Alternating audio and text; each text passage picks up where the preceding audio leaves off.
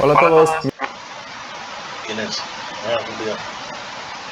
mi nombre es Daniel Rodríguez y en este quinto bloque de Al fin entendí química, ponemos nuestra atención en las moléculas.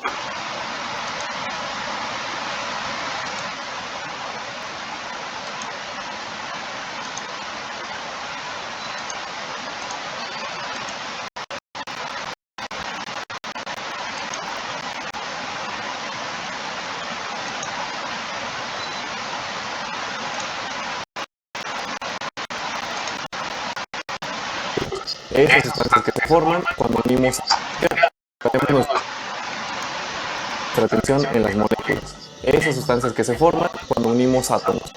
Porque hemos hablado mucho de los elementos y sus características, rara vez los encontramos puros en la naturaleza. Normalmente, la mayoría de ellos se combinan con otros elementos para formar compuestos.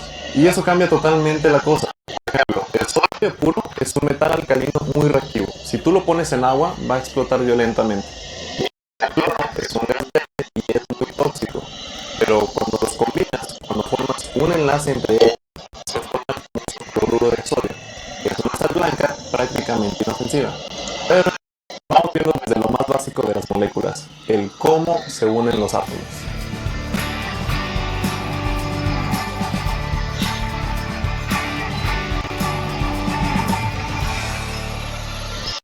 Los átomos se unen gracias a los enlaces químicos, que simplemente son fuerzas de atracción que mantienen a los átomos unidos dentro de una molécula.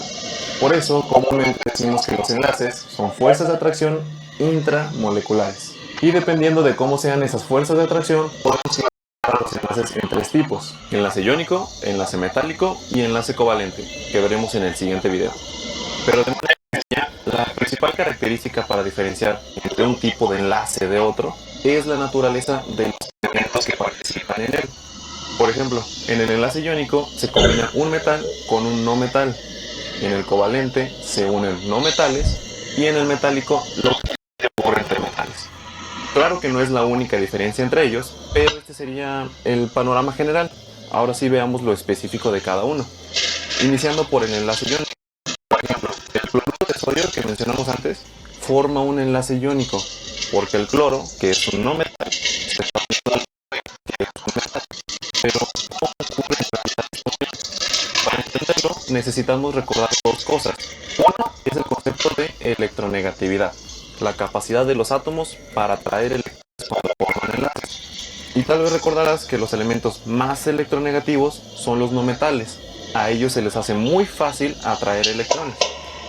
Y la segunda es el término de electronegancia, que son los electrones que se encuentran en el último nivel de energía de un átomo, o sea, los que están más alejados del núcleo, y por ello son los responsables de formar los enlaces. Más o menos así. Si vemos al sodio y al cloro en su estructura de Lewis, o sea, con sus electrones de valencia dibujados alrededor, vemos que el sodio tiene un solo electrón de valencia, mientras el cloro tiene 7. Entonces, como el cloro es muy electrónico, atrae fuertemente el electrón del sodio, prácticamente se lo roba, aunque decimos que el sodio le transfiere su electrón al cloro. Y para este momento, ¿qué le pasa a un átomo cuando gana un electrón? Exacto, obtiene una carga negativa, o sea, el cloro se vuelve un anión, mientras el sodio, que perdió su electrón, se vuelve un catión, un ion con carga positiva. Por eso, esto se llama enlace iónico, unión entre iones. Alguien dirá, achis, ¿cuál unión? Yo no la veo. Está justo aquí. ¿Qué pasa cuando una carga positiva se encuentra con una carga negativa? Se atraen. He ahí la definición tal cual de enlace. Fuerza de atracción entre átomos para formar una molécula. Veamos otro caso. Juntemos al magnesio, que tiene 2 electrones de valencia, con el oxígeno, que tiene 6. En este caso, el oxígeno es el no metal, por lo tanto, es el que atrae los electrones. Entonces el magnesio transfiere sus 2 electrones al oxígeno y de solo que ahora de carga 2 más y 2 menos. Pero lo mismo, atracción entre iones de cargas contrarias igual a un enlace iónico. Tal vez alguien se esté preguntando, ¿por qué antes fueron cargas más y uno menos y ahora son de 2?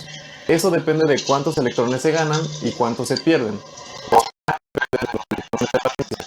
En algunos otros videos mencionamos que los átomos buscan completar su octeto, o sea, tener 8 electrones en su estructura de Lewis y con eso ganaban más estabilidad.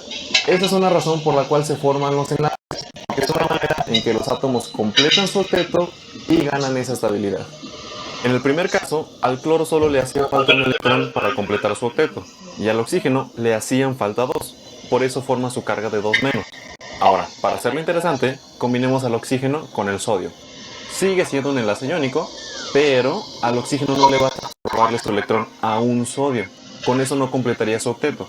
Por eso el oxígeno tiene que buscar otro átomo de sodio y darle su electrón. Ahora sí, tiene su octeto completo y ya con su carga de 2 menos atrae a los sodios. Por eso escribimos subíndices en las fórmulas químicas. Nos indican cuántos átomos hay de cada elemento en una molécula.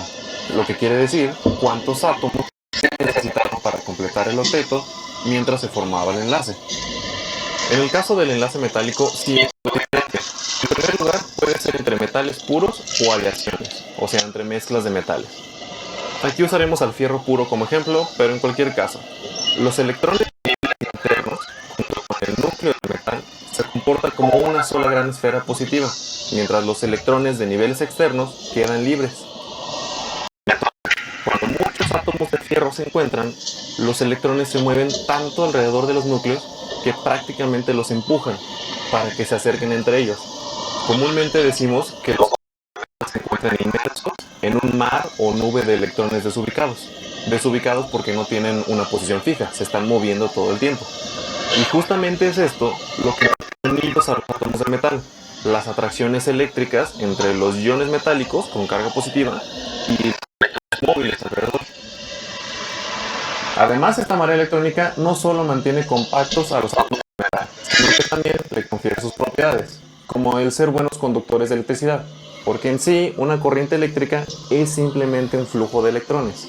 Entonces, una animación y mucha imaginación, si uno aplica una corriente eléctrica a un metal, los electrones provenientes de la corriente pueden fluir junto a los electrones de la marea electrónica. Digamos que están en el terreno familiar y pueden fluir hasta llegar a su destino o hasta que se encuentre en un material que interrumpa ese flujo. Ya para acabar vamos a resumir un poco. El enlace iónico ocurre entre un metal y un no metal cuando se transfieren electrones y se forman iones. En cambio, en el enlace metálico, los átomos se mantienen unidos debido a que están inmersos en una marea de electrones desubicados.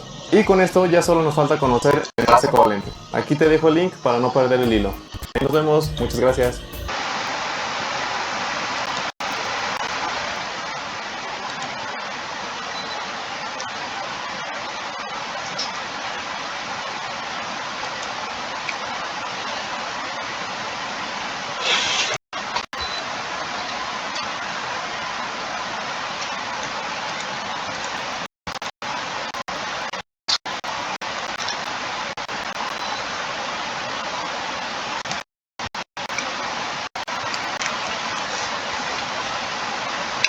Bueno, pues estamos en la semana 5 con el tema de enlaces químicos e interacciones.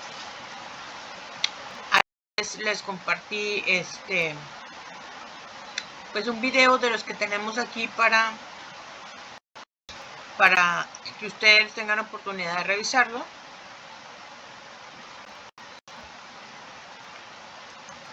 Ahorita les voy a compartir otro.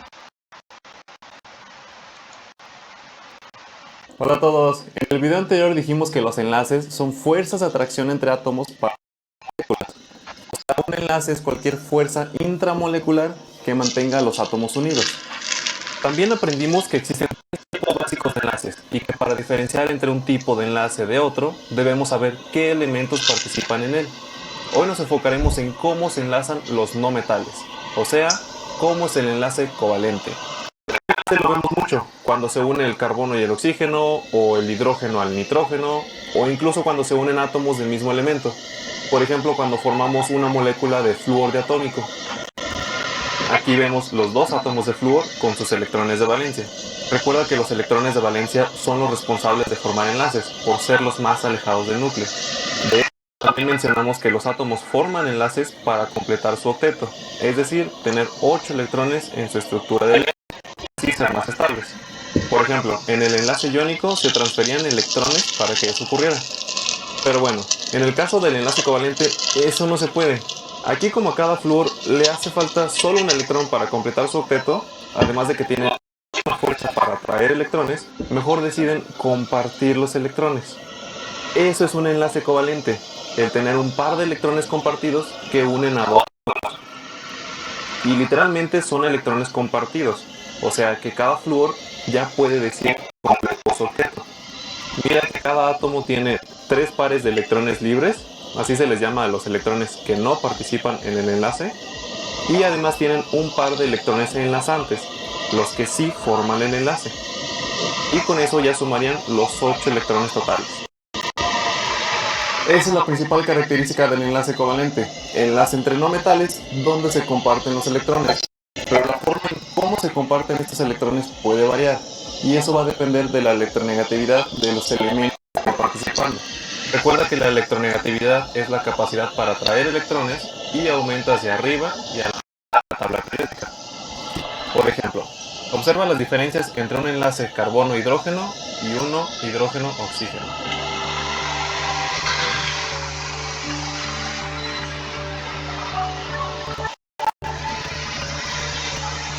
¿Viste las diferencias? Vamos con la primera. Mira los imanes. Eso representa que la electronegatividad del carbono y del hidrógeno son similares, pero la electronegatividad del oxígeno es claramente mucho más grande que la del hidrógeno. ¿Y eso en qué afecta aquí? Ahí te va. Si vemos los electrones enlazantes del carbono y del hidrógeno, podemos decir que están casi a la mitad de la distancia entre los dos átomos. Eso se refiere a que se están compartiendo de manera equitativa, ya que ambos elementos tienen casi la misma fuerza para atraer esos electrones. Muy diferente al enlace oxígeno-hidrógeno. Aquí se ve claro que los electrones están más cerca del oxígeno, porque él jala los electrones con mucho más fuerza, es más electronegativo. O sea que aquí existe una compartición no equitativa, o compartición desigual. Esta es la diferencia entre un enlace covalente no polar y un enlace covalente polar. Ambos unen átomos no metálicos, pero los electrones se comparten de manera distinta. Eso de compartir electrones es como cuando compartes ropa con un hermano. Mi papá pasaba que me prestaba para comprar una playera y mi hermano me prestaba para completarla, con la condición de que la compartiéramos. Y yo de menso, la compartimos, va a estar pareja la cosa. Pero no, compartir ropa con un hermano es como un enlace covalente polar. Esa playera casi siempre está en el cuarto de mi hermano. O peor aún, cuando yo la quería usar, él ya la traía puesta. Pero en fin, si ahora queremos imaginar al enlace covalente de una forma más realista, se utiliza el término densidad electrónica, que se refiere a qué tanto se concentran los electrones en una región de una molécula. Por ejemplo, en una molécula hay una región de alta densidad electrónica, se refiere a que la mayoría del tiempo los electrones se la viven ahí. En cambio, en la zona de baja densidad electrónica, sí hay electrones, pero se la viven poco tiempo ahí. Entonces, en el enlace covalente no polar, como la compartición es equitativa, vemos esto. Digamos que la densidad de electrones es normal y similar en toda la molécula, mientras la compartición desigual del enlace covalente polar produce esto: una región con alta densidad electrónica y una de baja densidad. Es prácticamente lo mismo que el dibujo de arriba, solo nos representa que los electrones están más recargados hacia un lado. Lo que sí importa aquí es que esto produce cargas parciales, una carga parcial negativa, donde están casi siempre los electrones, y una carga parcial positiva, donde la densidad electrónica es baja. Por eso se llama enlace covalente polar, porque produce polos. positivo y uno seminegativo. Después veremos por qué son tan importantes estos dipolos, pero hasta aquí creo que ya llevamos mucha información. Vamos viendo una breve comparación. En el enlace iónico se forman cargas netas porque se transfieren electrones de un átomo al otro, mientras que en el enlace covalente polar se forman cargas parciales, debido a que la densidad electrónica está más cargada hacia un polo de la molécula. Y en el enlace covalente no polar no hay nada de esto. Este enlace produce moléculas completamente neutras. De hecho, para predecir cuál de estos tres casos puede ocurrir cuando se forma un enlace, existe una regla que se basa en la electronegatividad de los elementos que participan. Bueno, más específico, se basa en la diferencia de electronegatividad que exista entre ellos. Solo se necesita un cálculo sencillo en el que se resta el valor de electronegatividad del elemento más electronegativo menos el del otro. Ahorita vemos cómo funciona este cálculo con un ejemplo. Pero en sí, esta regla dice que si la diferencia de electronegatividad es mayor a 1, se dará un enlace iónico, como el cloruro de sodio que vimos en el video pasado. El cloro tiene electronegatividad de 3 y el sodio de 1. Por lo tanto, la diferencia de electronegatividad sería de 2. En cambio, si la diferencia se encuentra entre 1.7 y 0.4, resulta en un enlace covalente polar. En nuestro ejemplo del enlace hidrógeno-oxígeno, como ocurriría en una molécula de agua, la diferencia sería de 0.9. Por eso veíamos las cargas parciales, porque el oxígeno sí es significativamente más fuerte que el hidrógeno. Y si la diferencia es igual a 0.4, da un covalente no polar. Este sería el caso del enlace carbono-hidrógeno. O lo que hicimos del flúor. Es un enlace entre átomos del mismo elemento, entonces la diferencia de electronegatividades daría 0. De hecho, a este también se le llama enlace covalente puro, porque es el mismo elemento, como pasaría con los otros gases diatómicos. Y finalmente tenemos un poco especial, el enlace covalente coordinado. Por el nombre de enlace covalente nos podría dar la idea de que ocurre entre no metales, y sí es así, pero también podría pasar que sea entre un no metal y un metal. En cualquier caso, lo que de verdad importa aquí es que como los otros tipos de enlaces covalentes, esta unión se forma y se comparten electrones. Pero en este caso, un solo átomo es el que dona los dos electrones del enlace. Por ejemplo, imaginemos una molécula de amoníaco, que es un hidrógeno que forma enlaces con 3 hidrógenos y aún le queda un par de electrones libres. Eso es muy importante. Y al lado tenemos un molécula de trifluoruro de boro, que se parece mucho, pero mira que el boro tiene solo 6 electrones. Entonces digamos que aún le queda espacio para más electrones y completar su octeto. Y pues ahí va el amoníaco de buena onda y le dice, ah mira qué casualidad, a mí me sobran 2 electrones, ¿por qué no formamos otro enlace? Entonces el nitrógeno dona los 2 electrones que forman el enlace, pasan a ser un par de electrones compartidos. Eso es el enlace coordinado, cuando un solo átomo pone los 2 electrones. También por eso luego le llaman enlace dativo. Y solo como dato extra, en las estructuras de Lewis usualmente se representa al enlace coordinado como una flecha que va desde el átomo que donó el par de electrones hacia el átomo que lo recibió. O a veces ponen las dos moléculas por un punto. Ya cada quien usa la representación que le convenga en su momento. Muchas gracias, con esto terminamos de ver los enlaces. Ojalá todo haya quedado muy claro y si aún queda alguna duda, nos lo pueden poner en los comentarios.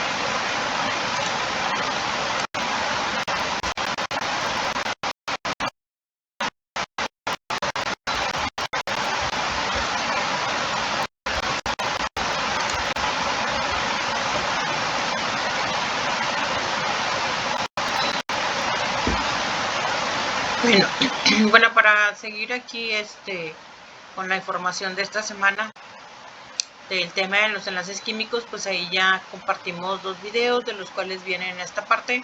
La actividad, pues van a resolver un cuestionario que está en esta parte. Ustedes solamente le dan clic y bueno, pues aquí viene la información, la página 190 y 191 de tu libro base, sí, que aborda el bloque número 5 y que tienen que incluir ustedes la portada, los datos oficiales, la introducción, acerca del tema estudiado. El desarrollo del tema en este caso pues serán estas 2 páginas, la conclusión de lo que ustedes aprendieron y su bibliografía.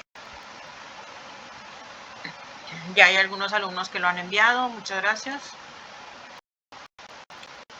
¿Y qué otro anuncio hay por aquí? Pues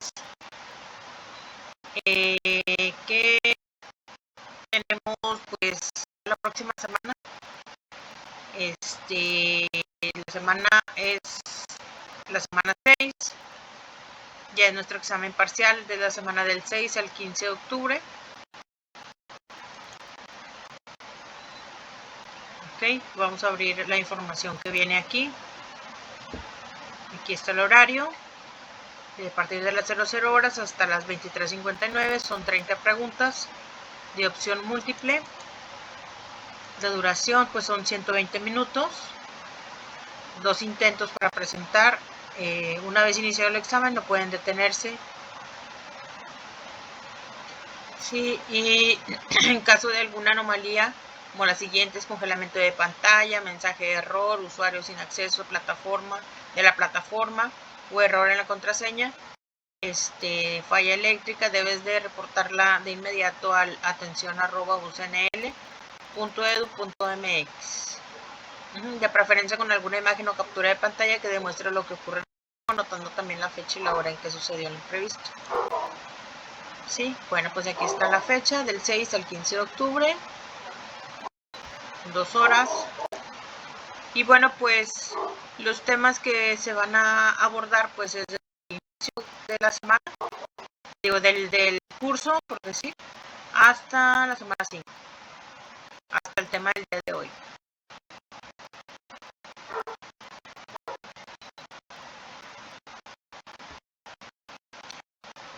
Okay. Y pues queda habilitada ya la semana 7, ya estoy mostrando compuestos orgánicos y nomenclatura UPAC. Ok, aquí está la actividad de la semana, unos videos que compartimos, ¿sí? La presentación PowerPoint y demás. Bueno, pues les deseo mucha suerte. Cualquier cosa pues estoy ahí en el correo que tienen de la UC para resolver sus dudas. Que pasen buenas tardes, muchas gracias.